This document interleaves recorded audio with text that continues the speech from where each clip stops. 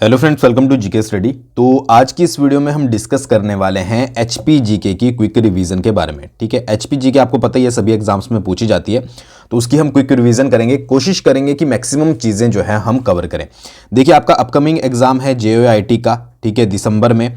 उसके बाद आपका टैट भी है और भी बहुत सारे एग्जाम्स होंगे डिफरेंट डिफरेंट कैटेगरी के जो आपने भरे होंगे, सभी में एचपी जीके पूछी जाती है। तो ऐसे में जरूरी है कि आपने एचपीजी के पहले तो पढ़ी है, तो आप उसका जो है वो एक बार अच्छे से रिवीजन कर ले। और जेओआईटी का तो नजदीक ही है, तो इसके लिए तो आपको बहुत ज़्यादा जरूरी है।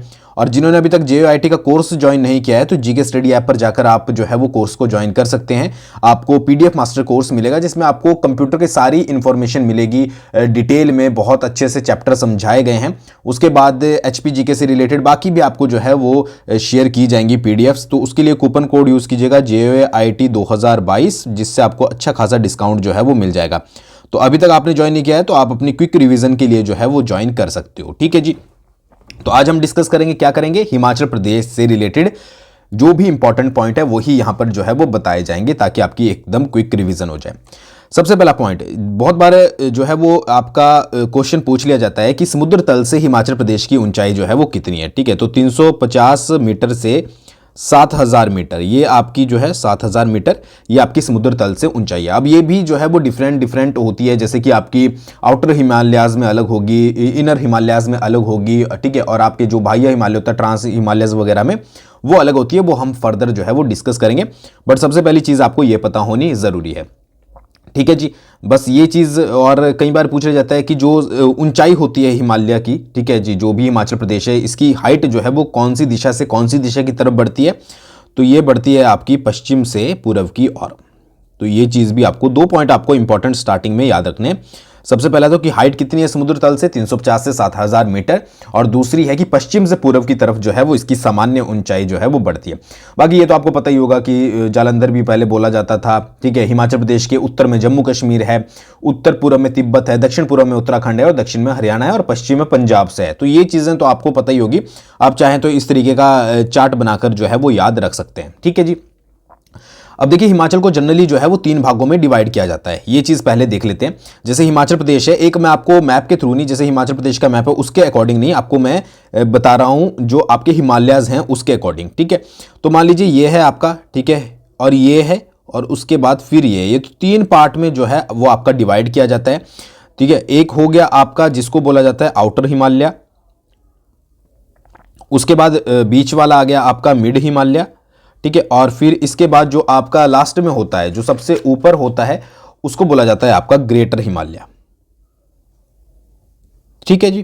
तो आउटर हिमालय, मिड हिमालय और ग्रेटर हिमालय, इन तीनों के बारे में थोड़ी थोड़ी हम जानकारी लेंगे, क्योंकि एग्जाम में इनसे जो है वो क्वेश्चन बन जाते हैं। देखिए, आउटर हिमालय जिसको बोला जाता है, फर्स्ट जो आउटर है इसको हम शिवालिक के नाम से भी जानते हैं। ठीक है, शिवालिक के नाम से, या फिर इसको बोला जाता है आउटर हिमालय, ये चीज याद रखिएगा। अब इसे जो है वो मानक पर्वत के नाम से भी जाना जाता है, मानक पर्वत। उसके बाद इसकी हाइट जो है वो 350 से 1500 मीटर है। टोटल हाइट कितनी थी, 350 से स्टार्टिंग 7000 मीटर है हिमाचल प्रदेश की। ठीक है, उसके बाद जो आपका इसमें शिवालिक है, यानी कि आउटर हिमालय है, उसकी हाइट है आपकी 350 से 1500 मीटर। बारिश कई बार पूछ ली जाती है, बट ये देखिए, ऐसे क्वेश्चनों के चांसेस जो हैं वो आप 50-50 लेकर चल सकते हैं, क्योंकि हिमाचल प्रदेश है HPSSC एग्जाम कंडक्ट करवाता है। तो फिर क्या है कि अब इसमें कई बार पूछ भी लिए जाते हैं और कई बार पूछे भी नहीं जाते हैं। तो यहाँ पर अगर आपसे बारिश पूछ ली जाए, वर्षा कितनी होती है, तो 150 सेंटीमीटर से लेकर 180 सेंटीमीटर तक। ठीक है, वैसे जनरली चांसेस बहुत ज़्यादा कम होते हैं, बट ये बहुत बार पूछा गया कि मानक पर्वत शिवालिक को बोला जाता है। ठीक है, उसके बाद हाइट जो है 350 से 1500 मीटर तक जो है वो होती है। अब जो ये आपकी शिवालिक श्रेणी है, इसमें बहुत सारे जो है वो आपके एरियाज आते हैं। फॉर एग्जांपल आपका कांगड़ा के कुछ भाग आते हैं, उसके बाद आपके हमीरपुर के हो गए, बिलासपुर के हो गए, ऊना कई बार आता है कि ऊना देखिए कंप्लीटली आपका शिवालिक रेंज में, तो ये स्टार मार्क आपका होना चाहिए। ठीक है, उसके बाद बिलासपुर के एरियाज, ऊना के एरियाज, ये तो मैंने बता ही दिया। सोलन हो गया आपका, ठीक है, उसके बाद आपका सिरमौर हो गया, और फिर आपका मंडी हो गया। तो इसके कुछ निचले क्षेत्र जो हैं वो आपके शिवालिक रेंज में पड़ते हैं। ठीक है, तो ये चीज़ आप याद रखिएगा, वैसे ये पूछे नहीं जाएगा। तो ये शिवालिक रेंज होगी। शिवालिक रेंज में से आपको क्या क्या याद रखना है क्विक रिवीजन के लिए कि भाई शिवालिक है, आउटर हिमालयाज है, मानक पर्वत के नाम से जाना जाता है, 350 से 1500 मीटर की हाइट होती है। फिर थोड़ा थोड़ा याद रखिएगा कि जैसे सिरमौर की अगर बात करें तो इसकी पांवटा घाटी हो गई, ठीक है, और मंडी की भला घाटी हो गई, जोगिंदर नगर हो गया, ये सारे जो हैं वो इस श्रेणी में आते हैं। मक्का, गेहूं, अदरक, धान वगैरह खट्टे पदार्थों, खट्टे फलों के लिए सॉरी, ये ज्यादा फेमस रहता है। सेकंड कौन सी होगी आपकी? सेकंड हो गई आपकी मध्य हिमालय। मध्य हिमालय, मध्य हिमालय जो है वो इसको जैसे कि मिड हिमालयाज आप बोल लीजिए अगर इंग्लिश में आप पढ़ रहे हो, या फिर आंतरिक हिमालय बोलते हैं।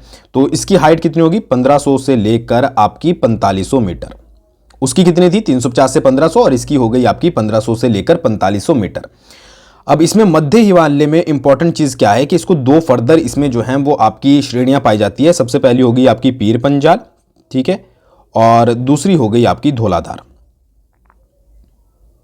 तो क्वेश्चन आ सकता है कि धौलाधार पर्वत श्रृंखला जो है वो कौन से हिमालय रेंज में पाई जाती है? तो मिड हिमालयाज में। या फिर आपकी पीर पंजाल कौन सी हिमालयन रेंज में पाई जाती है? तो वो पाई जाती है आपकी मध्य जो आपका हिमालय है, ठीक है जी। तो ये चीज याद रखिएगा।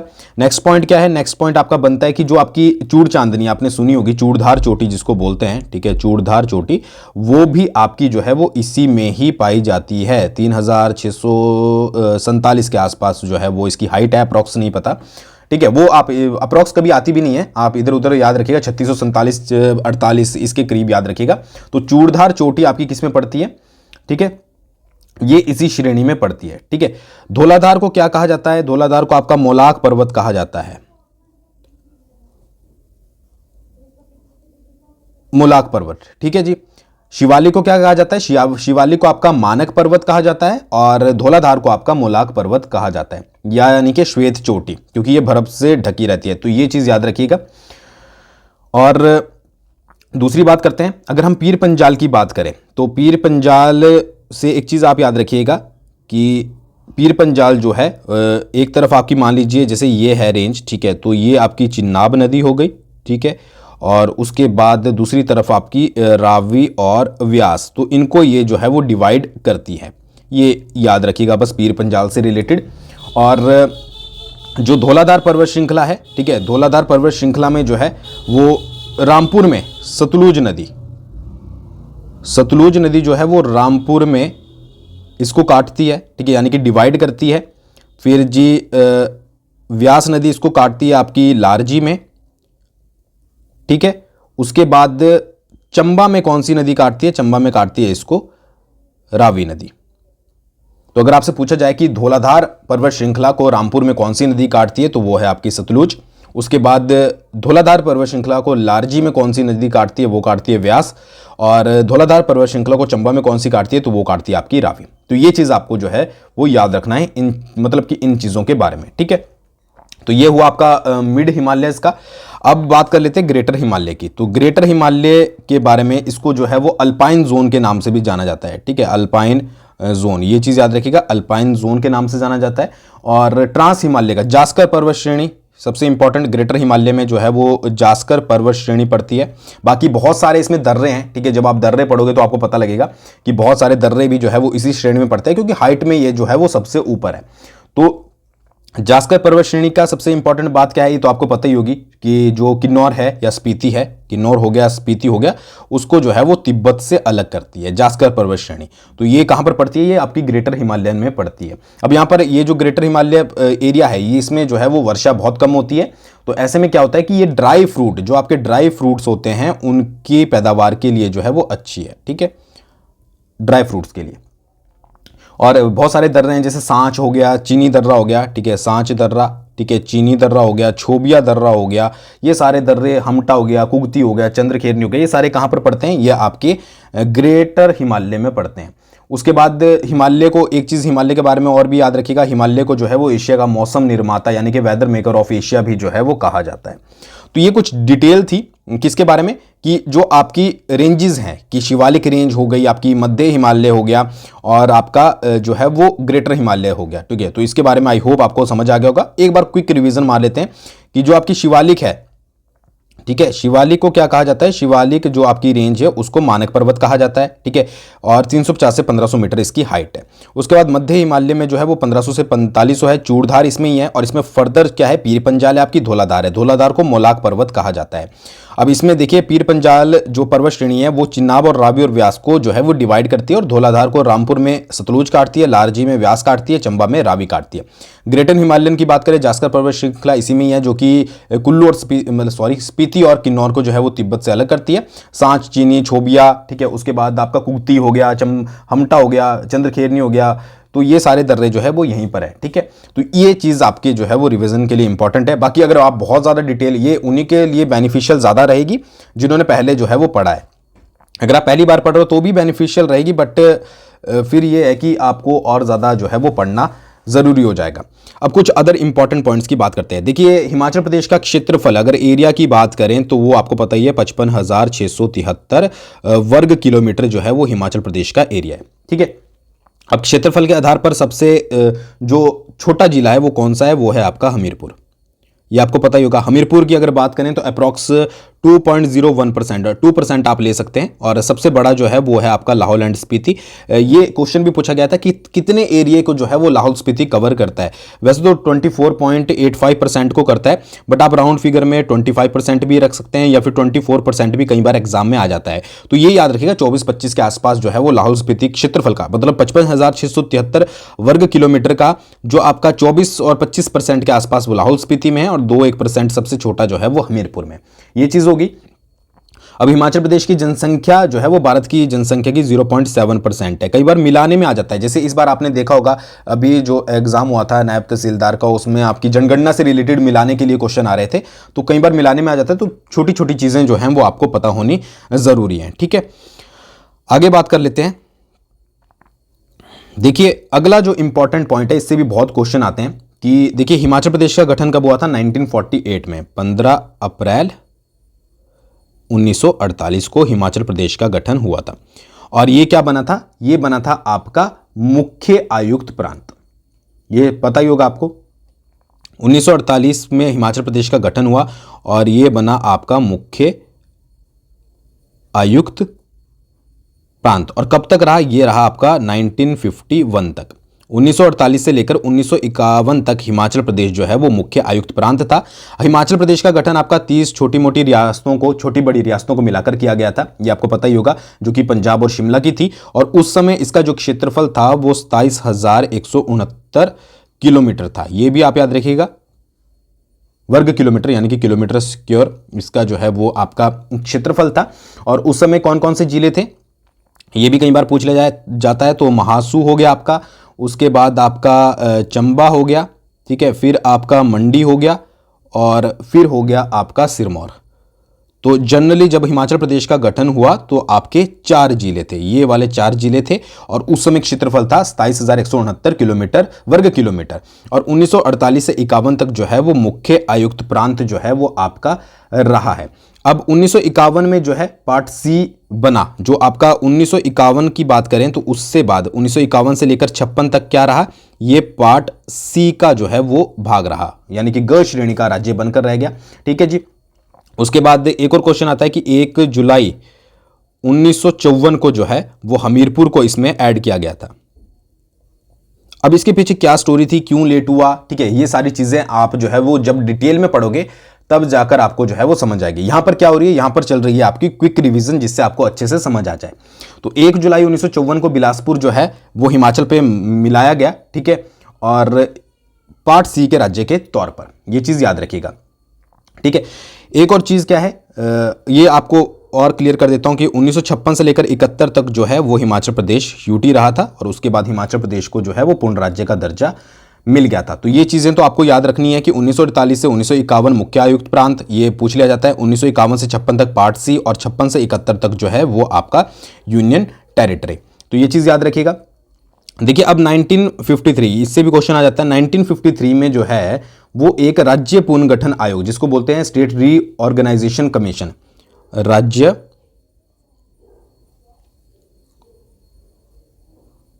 पुनर्गठन आयोग, इसकी स्थापना की गई थी। राज्य पुनर्गठन आयोग, इसकी स्थापना की गई थी, जिसके अध्यक्ष जो थे, अब इसके अध्यक्ष आपसे पूछ लिए जाए तो कौन थे, वो थे आपके फजल अली। ठीक है, फजल अली इसके अध्यक्ष थे। और इसके जो सदस्य थे वो थे आपके HN कुंजरू, प्लस एक और सदस्य थे जो थे आपके KM पानिक्कर। तो ये याद रखना है कि राज्य पुनर्गठन आयोग का जो गठन किया गया था, स्थापना हुई थी, वो 1953 में हुई थी। अध्यक्ष इसके फजल अली थे, HN कुंजर जो है इसके सदस्य थे, और KM पानिक्कर भी इसके जो है वो सदस्य थे। ठीक है जी। तो 1955 में इन्होंने जो है वो अपनी रिपोर्ट सबमिट करी थी। और जो आपका ये होता है कि जो पार्ट सी वगैरह होता है, ABC होते हैं, इनको खत्म करने का जो है वो प्रस्ताव रखा था। तो इसी के बाद जो है वो 1953 में आई थी। तो 1956 से लेकर 1971 तक जो है वो ये आपका हिमाचल प्रदेश केंद्र शासित प्रदेश रहा था, यानी कि UT रहा था। तो जो ये पार्ट वगैरह, इससे पहले पार्ट सी का था, तो ये पार्ट ABC जो खत्म किए थे, ये आपके जो है वो राज्य पुनर्गठन आयोग की सिफारिशों पर जो है वो खत्म किए गए थे। ठीक है जी। नेक्स्ट पॉइंट एक और आता है आपका इंपॉर्टेंट कि 1 मई 1960, ठीक है, इसमें क्या था कि जो महासू था, महासू की चीनी तहसील व रामपुर के 14 गांवों को अलग करके, महासू की कौन सी तहसील थी, आपकी चीनी तहसील थी, और रामपुर के क्या थे, रामपुर के आपके 14 गांव थे, इनको अलग करके और इनको मर्ज कर जो है वो आपका किन्नौर जिले का निर्माण किया गया। ठीक है, किन्नौर बनाया गया। तो किन्नौर बनाया गया, और ये हिमाचल का कौन सा जिला बना था, ये 6th जिला आपका जो है वो बना था 1 मई 1960 को। किसको, महासू का आपका चीनी तहसील ली गई और रामपुर के 14 गांव लिए गए, इनको कंबाइन किया गया और किन्नौर का निर्माण किया गया, और इसको जो है वो हिमाचल में मिला दिया गया एज अ 6th डिस्ट्रिक्ट, 6ठा जिला जो है ये बना था। तो 4 जिले कौन से थे जब हिमाचल बना था, चंबा, महासू, मंडी और सिरमौर। उसके बाद आपका जो है वो 1 जुलाई 1954 को बिलासपुर ऐड किया गया, और 1 मई 1960 को जो है वो आपका किन्नौर 6ठा जिला बना था। तो ये चीज याद रखिएगा। फिर एक और क्वेश्चन आता है आपका कि जो आपकी 14वां संवैधानिक संशोधन था, ठीक है, उसके अकॉर्डिंग 1963 में जो आपकी क्षेत्रीय परिषद थी, ये कई बार पूछ लिया जाता है, वैसे ना भी पूछा जाए तो आपको पता होना चाहिए, क्षेत्रीय परिषद को जो है वो हिमाचल विधानसभा में बदल दिया गया था। हिमाचल विधानसभा कब, 1963 में। क्षेत्रीय परिषद को क्या बना दिया गया था, हिमाचल विधानसभा जो है वो बना दिया गया था। ये चीज याद रखिएगा। ठीक है जी। फिर एक ओल्ड हिमाचल और नए हिमाचल को लेकर जो है वो बहुत सारे क्वेश्चन पूछे जाते हैं, तो इसको डायरेक्टली आप याद रखिएगा। ओल्ड HP की बात करेंगे यहाँ पर, और न्यू HP की बात करेंगे, कौन कौन से जिले जो है वो आते हैं। ओल्ड HP में आपके चंबा आता है, ठीक है, इसके बाद आपका सिरमौर आता है, उसके बाद आपका किन्नौर आता है, फिर आपका बिलासपुर आता है, ठीक है जी, मंडी आता है, और आपका जो है वो शिमला आता है। तो ये किस में आते हैं आपके, ये आते हैं आपके ओल्ड हिमाचल में। अब यहां पर अगर न्यू की बात करें तो न्यू वाले में आपका जो है वो कांगड़ा आता है, फिर आपका कुल्लू आता है, उसके बाद लाहौल एंड स्पीति आता है, ठीक है जी, हमीरपुर आता है, और आपका ऊना आता है। ठीक है, तो ये आपके न्यू में आता है। तो ओल्ड और न्यू याद रखिएगा, अगर आपसे कभी पूछ लिया जाए तो आपको जो है वो पता चल जाएगा। अब एक चीज और याद रखिएगा, जो सोलन है, ठीक है, सोलन जिला जो है, सोलन का आपका अर्की पुराना हिमाचल के अंतर्गत आता है। ठीक है, जो आपका अर्की है सोलन का, वो आता है आपका पुराने हिमाचल के अंतर्गत। और जो आपका कसौली, कंडाघाट और नालागढ़ है, ठीक है, कसौली, कंडाघाट और नालागढ़, ये आते हैं आपके न्यू में। ठीक है, ये सोलन का अर्की आपका ओल्ड में आता है, और कंडाघाट आपका, फिर कसौली हो गया और नालागढ़ हो गए, ये आपके आते हैं नए भाग में। तो ये चीज याद रखिएगा। तो इतने चीजें आपको पता लग गई होगी, आई थिंक आपको अच्छे से समझ आ गई होगी। आप चाहे तो नोट डाउन कर सकते हैं, बट अगर आपने पहले पढ़ा है तो आपको जो है वो अच्छे से समझ आ जाएगा। आगे बढ़ते हैं, हिमाचल प्रदेश की नदियों के बारे में थोड़ा सा देख लेते हैं, क्या क्या चीज़ें जो हैं वो इंपॉर्टेंट है। देखिए, चिनाब की बात करें, आपको हिमाचल की नदियों के बारे में तो पता ही होगा, वो मैं आपको यहाँ पर नहीं बताऊंगा। चिनाब का वैदिक नाम है असीकनी, ये पूछ लिया जाता है, ये बहुत पूछे जाते हैं कई बार। ठीक है, असीकनी, और संस्कृत नाम है चंद्रभागा। चंद्रभागा क्यों है, क्योंकि चंद्र और भागा नदी से मिलकर जो है वो बनी है। तांडी नामक स्थान पर जब चंद्र और भागा मिलती हैं, ठीक है, मान लीजिए ये चंद्र आ रही है, ये भागा आ रही है, ये स्थान जो है वो आपका टांडी है। तो टांडी पर जब मिलती हैं तो यहाँ पर जो है वो चिनाब नदी मतलब कि बनती है। तो उद्गम स्थान कौन सा हो गया चिनाब नदी का? उद्गम स्थान हो गया टांडी। ठीक है, तो चिनाब नदी के बारे में, चिनाब नदी जो है वो असीकनी इसका क्या है? वैदिक नाम है, चंद्रभागा इसका संस्कृत नाम है, और टांडी नामक स्थान से जो है वो ये निकलती है। सेकेंडली कौन सी होगी? रावी की अगर बात करें तो रावी का जो नाम है वैदिक नाम वो है आपका पुरुषणी, पुरुषाणी, पुरुषनी याद रखिएगा। और जो इसका संस्कृत नाम है वो है आपका इरावती। ठीक है, निकलती कहां से? ये निकलती है आपकी बड़ा भंगाल से। अब लिखाई पर मत जाइएगा क्योंकि फिर तो बहुत ज़्यादा अगर अच्छे से बनाकर लिखने लगे तो ज़्यादा लेट हो जाएगी। तो कांगड़ा जो है, बड़ा भंगाल जो कांगड़ा में है, वहां से आपकी रावी नदी जो है वो निकलती है। व्यास की बात करें तो व्यास नदी का जो नाम है वो अर्ज किया है, अर्ज किया। उसके बाद इसका जो आपका संस्कृत नेम है वो है आपका विपाशा। और ये कहां से निकलती है? ये निकलती है रोहतांग। रोहतांग कहां पड़ता है? आपका कुल्लू में। ठीक है जी। फिर आता है आपका सतलुज का। सतलुज हिमाचल प्रदेश की सबसे बड़ी नदी, ठीक है, लंबी। तो और इसका जो नाम है वो आपका शतुद्री है, और संस्कृत नाम इसका शतुद्रु है। तो ये तो आपका सेम ही सेम हो गया। और कहां से निकलती है? ये निकलती है आपकी मानसरोवर से। उसके बाद आती है यमुना। यमुना का नाम यमुना कहाँ से निकलती है? यमुनोत्री से निकलती है, पता ही है। और इसका एक ही नाम है, वो है आपका कालिंदी। तो ये आपको चार्ट अच्छे से पता होना चाहिए कि भाई चिनाब नदी है, कहाँ से, क्या नाम है? असीकनी है, टांडी से निकलती है, रावी, पुरुषनी, इरावती। ठीक है, ये दोनों के नाम जो है वो डबल पूछ लिए जाते हैं। ठीक है, तो ये आप जो है वो याद रखिएगा। ठीक है, कि रावी का पुरुषनी और इरावती है, और व्यास का अर्जकिया और विपाशा है। बाकी आपको सारे याद रखेंगे। शतुद्र तो ये आपका सेम ही हो गया। चंद्रभागा भी आप आराम से पहचान लेंगे। बट जो बच्चों को कन्फ्यूजन क्रिएट होती है वो आपकी इसमें होती है। तो इसको अच्छे से जो है वो नोट डाउन कर लीजिएगा या फिर याद रखिएगा। ठीक है, अब अगर हम इसमें थोड़ी थोड़ी डिटेल के बारे में बात करें, क्योंकि नदियों से जो है वो बहुत ज़्यादा डिटेल पूछी जाती है। तो अगर सबसे पहले बात करें यमुना, यमुना का आपको पता ही है सबसे छोटी नदी हिमाचल प्रदेश की, है ना, यमुना है। तो ये क्वेश्चन तो पूछा नहीं जाएगा। यमुनोत्री से निकलती है। अब ये हिमाचल, अब देखिए यमुना ये नदी है और ये आपका हिमाचल प्रदेश है, मान लीजिए। ठीक है, तो HP ये आपका हिमाचल प्रदेश है। अब यमुना कहीं ना कहीं से, यमुनोत्री से निकलती है उत्तराखंड से, तो यहाँ पर हिमाचल प्रदेश में कहीं ना कहीं से तो एंट्री करती ही होगी, और कहीं ना कहीं से जो है वो हिमाचल को छोड़कर बाहर निकलती भी होगी। तो ये मान लेते हैं हम एंट्री पॉइंट, ये मान लेते हैं हम एग्जिट पॉइंट। ठीक है, तो एंट्री पॉइंट जो है वो उसको जाना जाता है आपका खोदरी माजरी सिरमौर। ठीक है, खादरी माजरी भी लिखा होता है, खोदरी माजरी भी लिखा होता है।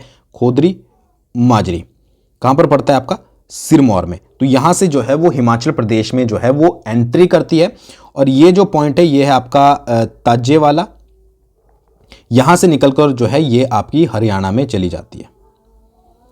ठीक है जी, तो ये चीज याद रखिएगा। यमुना कहां से प्रवेश करती है हिमाचल प्रदेश में? ये हिमाचल है आपका, तो खोदरी माजरी से, और इसके बाद बाहर निकल जाती है आपकी ताजेवाला से। तो ये चीज हो गया। उसके बाद क्या है कि क्यारदा दून जो आपकी श्रृंखला पड़ती है, ठीक है, जो दून घाटियां पड़ती है, देहरादून को अलग करती है। तो ये चीज़ इतना जो है वो ज़्यादा इंपॉर्टेंट नहीं है। 22 किलोमीटर की सीमा बनाती है हिमाचल प्रदेश में, ये चीज़ आप याद रख सकते हैं। उसके बाद यमुना की सहायक नदियाँ, क्वेश्चन ज़्यादातर बनते हैं सहायक नदियों से। ठीक है, तो आपकी टोंस हो गई, उसके बाद आपकी पब्बर हो गई, फिर आपकी गिरी हो गई, उसके बाद आपकी जो है वो बाट्टा नदी हो गई, बात्ता या बाट्टा लोकल लैंग्वेज में बात्ता बोलते हैं, और फिर आपकी जलाल हो गई। ठीक है, तो ये सारी नदियां किसकी हैं? ये यमुना की सहायक नदियां हैं। गिरी, टोंस, पब्बर, बाट्टा और जलाल, ये सारी किसकी नदियां हैं? ये आपकी यमुना की सहायक नदियां हैं। अब अगर टोंस की बात करें तो टोंस एक यमुना की महत्वपूर्ण सहायक नदियां हैं। ठीक है, और देहरादून में एक जगह पड़ती है कालसी, वहां पर ये जो है वो यमुना में मिलती है। टोंस के बारे में बात हो रही है, कालसी नामक स्थान पर जो है वो यमुना में मिलती है। अब जो ये नदी है टोंस, ये रूपिन और सुपिक, याद रखिएगा, रूपिन प्लस सुपिन, इनसे मिलकर कौन सी नदी बनती है? इनसे मिलकर बनती है आपकी टोंस नदी। और टोंस नदी किसकी सहायक नदी है? यमुना की। कहां पर मिलती है यमुना नदी में? कालसी नामक स्थान पर। तो ये इंपॉर्टेंट पॉइंट इसके बारे में याद रखिएगा। ठीक है, अब गिरी नदी जो है, ठीक है, गिरी नदी जो है वो गिरी गंगा भी इसको कई बार कहा जाता है। और ये कहां से निकलती है? यहां पर लिख लेते हैं गिरी नदी। तो गिरी नदी को जो है वो गिरी गंगा भी कहा जाता है। और जुब्बल नगर की कुप्पड़ चोटी से जो है वो ये आपकी निकलती है। ठीक है जी, गिरी नदी जो है वो सिरमौर को दो भागों में बांटती है। एक तो आपका सिसगिरी हो गया, ट्रांसगिरी हो गया। ठीक है, सिसगिरी और ट्रांसगिरी में आपका डिवाइड करती है। कौन सी करती है? आपकी गिरी नदी। उसके बाद मुकामपुर एक जगह है, वहां पर जो है ये आपकी यमुना नदी में मिलती है। ये चीज़ आपको याद रखना है। वैसे आपको याद रखना है कि गिरी नदी जो है वो इसकी सहायक नदी है। उसके बाद आपकी जलाल नदी हो गई, ये भी आपको पता ही है, ठीक है, सहायक नदी है। आंध्रा जो है वो कई बार पूछ लिया जाता है, वैसे तो डायरेक्ट आपकी यमुना की होती है, बट जब कई बार डिटेल में जाते हैं तो आंध्रा जो है वो पब्बर की सहायक नदी है, ठीक है। उसके बाद असनी जो है वो भी आपकी गिरी की सहायक नदी है, ठीक है। देखिए दो तरीके से आते हैं, या तो आपसे ये पूछा जाएगा असनी किसकी सहायक नदी है, तो गिरी आपकी यमुना की सहायक नदी है, तो असनी भी डायरेक्टली हो गई वहां पर भी यमुना की सहायक नदी। अगर आपसे यमुना ऑप्शन में नहीं है, गिरी है, पब्बर है, तो ये किसकी सहायक नदी है, ये आपकी गिरी की है, ठीक है जी। तो फिर आपकी जो पब्बर है ये किसकी है, ये आपकी टॉन्स की है, ठीक है। तो ज़्यादा डिटेल में जाओगे तो थोड़ा बहुत कन्फ्यूजन हो जाओगे, तो क्रिएट हो जाएगा, मतलब कि आपको ऊपर ऊपर से अच्छे से याद रखना है। एक और है पटसरी। पटसरी किसकी सहायक नदी है, पटसरी आपकी पब्बर की सहायक नदी है, ये चीज़ याद रखिएगा। तो इतनी चीज़ जो है वो आपको याद रखनी है। पटसरी कहाँ से निकलती है, खड़ा पत्थर से निकलती है, ये भी आप याद रख लीजिएगा अगर आपसे कभी पूछ लिया जाए। खड़ा पत्थर, शिमला में जो है वो खड़ा पत्थर, वहाँ से आपकी जो है वो पटसरी नदी निकलती है। यहाँ पर हम रिवीजन कर रहे हैं इसलिए मैं आपको जो है वो थोड़ा जल्दी में पढ़ा रहा हूँ। डिटेल में जाएंगे तो फिर जो है वो टॉपिक कवर नहीं होंगे। सतलुज की बात कर लेते हैं, ठीक है। सतलुज, इसका आपको पता ही है कि शतुद्री और शतुद्रा नाम है, और मानसरोवर झील कैलाश पर्वत से ये निकलती है।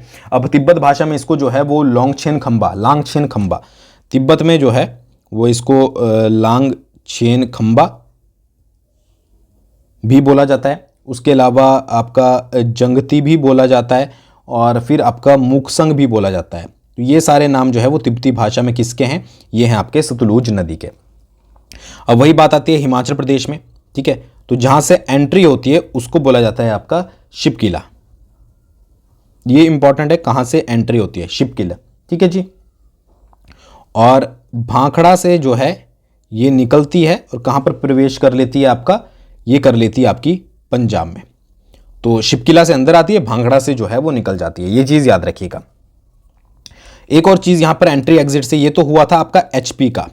कई बार पूछ लिया जाता है कि ये आपका मान लीजिए किन्नौर है और ये है आपका शिमला, तो किन्नौर से निकलती है ये और शिमला में प्रवेश करती है, यानी कि किन्नौर से निकलती है और दूसरे जिले में जाती है, तो कौन से स्थान पर, तो इसको बोला जाता है आपका छोहरा, ठीक है, ये भी याद रखिएगा। अब इसके साइड में जो आपके नगर बसे हुए हैं उसमें आपका कल्पा है, रिकांगपियो है, रामपुर है, सुन्नी है, बिलासपुर है। मेन बात करते हैं इसकी सहायक नदियों के बारे में। सहायक नदियों की बात करें तो आपकी स्पीति हो गई, ठीक है, इसकी सहायक नदी है। रोपा इसकी सहायक नदी है। उसके बाद आपकी ताइती इसकी सहायक नदी है। केशांग इसकी सहायक नदी है। उसके बाद आपकी युल्लाह इसकी सहायक नदी है, ठीक है। अब इनमें एक दूसरे की सहायक नदियां भी होती है, ठीक है। वांगर इसकी सहायक नदी है। फिर इसके बाद आपका रूपी हो गया, फिर इसके बाद बसपा हो गया, ये इसकी सहायक नदी है। शोलडांग हो गया, ठीक है। उसके बाद थरोग हो गया, और फिर हो गया आपका ज्ञानथंग। ये सारी किसकी सहायक नदियां हैं, ये आपकी सतलुज की सहायक नदियां हैं, ठीक है। उसके बाद सोहन खड्ड हो गया। बसपा और स्पीति बहुत इंपॉर्टेंट है, स्पीति पूछी जाती है, उसके बाद आपकी बसपा पूछी जाती है, ये बार बार जो है वो एग्जाम्स में पूछी जाती है। नोगली खड्ड जो है ये भी आपकी सतलुज की सहायक है। उसके अलावा आपकी सोअन खड्ड, ये भी याद रखिएगा, सोअन खड्ड बहुत सारी हैं, तो ये सारी आपको पता होनी चाहिए। जैसे आपकी भावा हो गई, फिर उसके बाद नोटी हो गई, ठीक है, अमला विमला हो गई, तो ये सारी जो है वो आपकी कहाँ है, सतलुज की सहायक नदियाँ। तो स्पीति, रोपा, ताइती, केशांग, युल्लाह, वांगर, रूपी, बसपा, शोलडांग, फिर आपका जो आपका थरोग हो गया, उसके बाद ज्ञानथंग हो गया, भावा हो गया, नोटी हो गया, नोगली खड्ड हो गया। नोगली खड्ड जो है वो आपका रामपुर में, जो आपका रामपुर बुशहर पड़ता है वहां पर सतलुज में मिलती है, ठीक है। जो बसपा नदी है ये आपकी कड़छम में, जो बसपा है इनके बारे में बता देता हूँ, जो आपकी पूछी जाती है, कड़छम में जो है वो आपकी सतलुज में मिलती है। और उसके बाद आपकी स्पीति नदी जो है वो आपकी नामग्या स्थान पर जो है वो सतलुज में मिलती है। तो ये चीज़ें जो हैं वो आपको याद रखनी है ताकि आपको अच्छे से याद रहे, इसलिए क्विक रिवीजन आपकी करवाई जा रही है। फिर आता है आपका नंबर व्यास का। व्यास के बारे में आप सभी को पता ही है, ठीक है। अर्जकिया और विपाशा याद रखिएगा। रोहतांग दर्रे से निकलती है और रोहतांग को किस नाम से जाना जाता है? भृगुतुंग। ये क्वेश्चन भी आया था, भृगुतुंग के नाम से जो है वो रोहतांग को जाना जाता है, ये चीज याद रखिएगा। ठीक है जी। उसके बाद क्या है कि जो आपका रोहतांग के बारे में सिंपल सा आपको ज़्यादातर यही याद रखना है, वापस जो आपका व्यास है कि अरजकिया इसका नाम है। ठीक है जी। और उसके बाद क्या है कि आपका इसका जो सेकंड नाम है विपाशा है। हिमाचल प्रदेश में 256 किलोमीटर के आसपास एरिया जो है वो कवर करती है। और जैसे मान लीजिए अब ये तो यहीं से निकलती है, तो हिमाचल प्रदेश का जब ये 256 किलोमीटर का एरिया कवर कर लेती है तो ये कहाँ पर चली जाती है? ये चली जाती है आपकी पंजाब में। अब पंजाब में कहाँ से जाती है? ये जो नाम है इसका नाम है मिरथल। मिरथल से निकलकर जो है, मिरथल से वहां से फिर ये जो है वो पंजाब में प्रवेश कर लेती है। ठीक है। अब ये एक दंत कथा के अनुसार यानी कि बोला जाता है कि जो पहले समय में लाहौल स्पीति था और जो आपके कुल्लू थे, ठीक है, वो एक दूसरे से जो है वो कनेक्टेड नहीं थे। तो इसमें क्या था कि जो इस क्षेत्र के लोग थे उन्होंने भगवान शिव से प्रार्थना करी कि हमें जो है वो इन क्षेत्रों को आपस में जोड़ना है। तब भगवान क्षेत्र से मतलब जो भगवान थे शिव, उन्होंने अपने त्रिशूल से पर्वत को काटकर जो है वो रोहतांग दर्रे का निर्माण किया था, ऐसा बोला जाता है। ठीक है। तो ये चीज़ याद रखिएगा, ये तो मैंने आपको एक नॉर्मल तरीके से जो है वो बताया है। ठीक है। फिर व्यास के तट पर कौन कौन से हैं? जैसे कि मनाली आपका व्यास के किनारे है। ठीक है। उसके बाद आपका नग्गर हो गया, कुल्लू हो गया, पंडो हो गया, मंडी हो गया, सुजानपुर हो गया, आपका नादौन हो गया। ठीक है। ये सारी कहाँ पर होती है? ये आपकी व्यास के किनारे है। अब इसकी बात कर लेते हैं मुख्य सहायक नदियों की, बहुत इंपॉर्टेंट इससे पूछी जाती है, ये चीज़ याद रखिएगा। सबसे पहले पार्वती, जो कि बहुत ज़्यादा पूछी जाती है, पार्वती हो गई। उसके बाद आपकी मलाना हो गई। ठीक है। फिर आपकी मनालसू हो गई। मनालसू के बाद आपकी फोजल हो गई। फोजल के बाद आपकी सरवरी हो गई। ये सारी पूछी जाती हैं। ठीक है। सरवरी भी इंपॉर्टेंट है, फोजल भी, मनालसू भी, पार्वती भी। उसके बाद देहर हो गई। फिर आपकी हंसा, तीर्थन हो गई। और उसके बाद सुकेती होगी, सुकेती फॉसिल पार्क जो है सबसे पहला। ठीक है। फिर आपकी जीवनी हो गई। और उसके बाद सोन हो गई और आपकी सेंज हो गई। ठीक है। तो ये तो आपकी सबसे टॉप पे, ये फोजल याद रखिएगा, सरवरी, देहर, हंसा, ये तो सारी पूछी ही जाती है। तीर्थन आपने अगर आपने पहले एग्जाम दिया है तो आपको पता ही होगा। पार्वती होगी। उसके बाद लूणी हो गई, लूणी और लूणी कई बार, न्यूगल हो गई। ठीक है। फिर आपका गजखड हो गया। ठीक है। चक्की हो गया। फिर आपका बाणगंगा हो गया। बाणगंगा जो है वो कांगड़ा में व्यास की सहायक नदी है। ठीक है। ये चीज़ याद रखिएगा। पालमपुर में जो है वो बनेड़ नदी व्यास की सहायक नदी है। ठीक है। पालमपुर में। ठीक है। अवा नदी भी जो है वो व्यास की सहायक नदी है, ये भी याद रखिएगा। तो ये सारी चीज़ें जो है वो आपकी, इसके अलावा भी होती हैं कुछ कुछ, जैसे हारला हो गई आपकी, ये भी आपकी व्यास की सहायक नदी है। व्यास की बहुत ज़्यादा सहायक नदियाँ हैं, तो जितनी ज़्यादा आप रिवाइज करोगे एक बार अपने, मतलब ये है कि दिमाग में डाल के रखना ताकि आपको जो है वो सामने देखकर याद आ जाए। ऊहल, ये आई थिंक मैंने पहले लिखी है कि नहीं लिखी है, हाँ, ऊहल जो है वो भी सहायक नदी है, पूछी जाती है। तो पार्वती नदी जो है ये जो है वो सबसे इंपॉर्टेंट नदी है आपकी, किसकी? व्यास की नदी, ये चीज़ याद रखिएगा। ठीक है। और तीर्थन नदी जो है वो, तीर्थन आपकी कहाँ पर गई? ये तीर्थन, ये लारजी नामक स्थान पर जो है वो व्यास में मिलती है, ये भी याद रखिएगा। ठीक है। तो ये चीज़ें जो हैं वो आपको इसके बारे में याद रखनी है। अब बात करते हैं चिनाब के बारे में। ठीक है। थोड़ा चिनाब के बारे में भी देख लेते हैं कि चिनाब ने क्या क्या काम किए हैं, यानी कि नदी जो है वो क्या क्या इंपॉर्टेंट चीज़ें हैं। तो चिनाब जो है वो आपको पता ही है कि जल घनत्व के अनुसार हिमाचल प्रदेश की सबसे बड़ी नदी, अगर लंबाई की बात करें तो सतलुज, और जल घनत्व की बात करें तो आपकी चिनाब। चंद्र और भागा से मिलकर बनती है। मैंने आपको बताया कि ये चंद्र नदी है, ये भागा नदी है। ये जो स्थान है इसको बोला जाता है आपका टांडी, और टांडी के बाद जो आपके नदी निकलती है वो निकलती है आपकी चिनाब। ठीक है। तो टांडी नामक स्थान से जो है वो उत्पत्ति होती है आपकी किसकी? ये चिनाब नदी की। ठीक है जी। तो हिमाचल प्रदेश में जैसे मान लीजिए ये निकलती है तो 122 किलोमीटर का सफ़र तय करती है। तो 122 किलोमीटर का सफ़र तय करने के बाद जो है ये जो है वो संसारी नाला से, संसारी नाला, ये याद रखिएगा। इसके बाद ये किस में प्रवेश कर लेती है? J&K में। J&K की भी कौन सी जगह पर? पॉडर घाटी, पॉडर घाटी में। ठीक है। संसारी नाला से, ये चीज़ याद रखिएगा। तो फिर सहायक नदियों की बात करें तो सबसे इंपॉर्टेंट आपको पता ही लगेगा, भागा नदी और चंद्र नदी, चंद्र और भागा से मिलकर बनी है, ठीक है। तो ये नदियां जो हैं वो इसकी सहायक नदी है। तो ये चिनाब के बारे में आपको जो है वो इतना ही याद रखना है। और चंद्र भागा जो है वो लाहौल घाटी से निकलती है, और चंद्र जो है वो चंद्र ग्लेशियर से निकलती है। और इसके कई बार पूछा जाता है चंद्र नदी के जो स्थान साइड में यानी कि तट पर जो है वो खोकसर गांव भी बसा हुआ है। तो ये बहुत रेयर चांसेस हैं, तो ये चीज़ याद रखिएगा। अब बात करते हैं पांचवी नदी की, जो कि है रावी। 5 ही नदियां हिमाचल प्रदेश में, ठीक है। रावी नदी, तो रावी नदी का मैंने आपको बता दिया था, बड़ा भंगाल जो है वो आपका वहाँ से निकलती है, कांगड़ा से बड़ा भंगाल में। ये मैंने आपको ऊपर ही क्लियर कर दिया था, ठीक है। और इसका प्राचीन नाम क्या था? इरावती था, ठीक है। तो इंपॉर्टेंट क्या है कि रावी नदी जो है वो पीर पंजाल को धौलाधार से जो है वो अलग करती है। ये आपका मान लीजिए पीर पंजाल है और ये धौलाधार है, ठीक है। और ये क्या है? आपकी रावी नदी है। तो इनको क्या करती है? ये डिवाइड करती है। ये सिर्फ आपके इंपॉर्टेंट याद रखने के लिए। 158 किलोमीटर का एरिया कवर करने के बाद, मान लीजिए ये आपका हिमाचल है, ठीक है। यहाँ पर रावी नदी बह रही है, 158 किलोमीटर का एरिया कवर किया, और उसके बाद कहाँ पर जाती है? ये जाती है आपकी पंजाब में। कहाँ से जाती है, ठीक है, वो इंपॉर्टेंट है। तो ये स्थान है आपका खेड़ी, ठीक है। ये चीज़ आपको याद रखनी है। अब सहायक नदियों के बारे में बात करें तो सहायक नदियाँ कौन कौन सी है? आपकी भांदल सहायक नदी है, ठीक है जी। उसके बाद स्यूल आपकी सहायक नदी है, ठीक है। उसके बाद तंतगिरी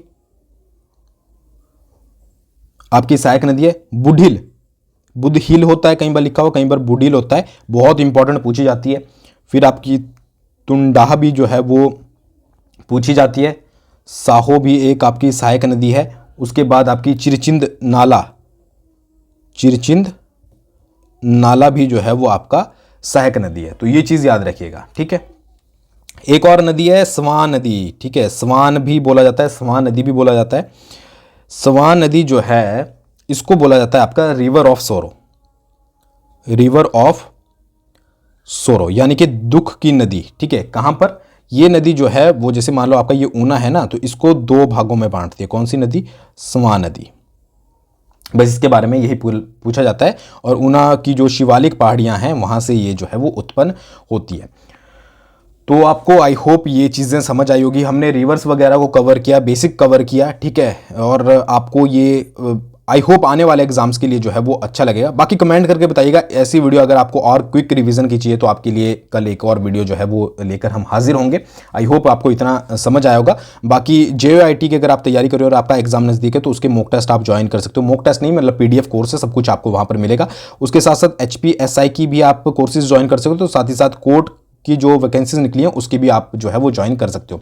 सबके PDF मास्टर कोर्स है, कूपन कोड आप अप्लाई कर सकते हो। पूरी डिटेल GK स्टडी ऐप पर दी गई है। आई होप आपको ये वीडियो पसंद आई होगी। Thanks for watching. बहुत जल्दी मिलेंगे नेक्स्ट वीडियो के साथ।